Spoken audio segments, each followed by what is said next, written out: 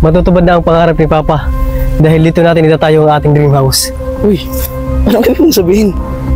Nico, nabili ko na ang lupang ito. Talaga ba dyan? Atin ang lupang to? Huwag bibitaw. Maaari mo bang ikwento sa akin kung bakit tumantong sa ganito ang nangyari sa kapatid mo? Natatandaan ko, gumising ako ng madaling araw.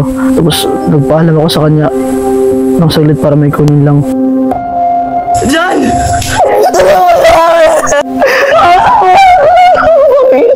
Jan, huwag bibitaw. Wala dito yung kapatid ko. Nakawala pa yung kapatid ko. Tulungan siya akong nurse. Yung kapatid ko nakawala.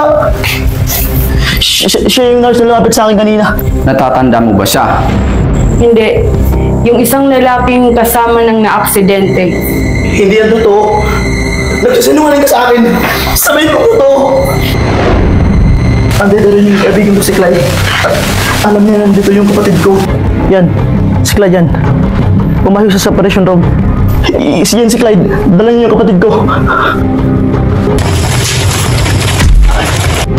Nasaan ang kapatid ko? Saan mo siya tinago? Anong pinagsasabi mo? Wala mong kinalaman sa pagkawala ng kapatid mo! May nakitang ebidensya sa kapitbahay nila.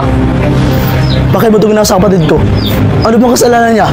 Mag-ingat ka sa pinagbibintang mo sa amin, Nico. Kitang-kita na dito natagpuan ang bagay na ginamit sa pagtanggang pagpatay sa kapatid ko. Nico, maniwala ka. Hindi sa akin ang bagay na yan.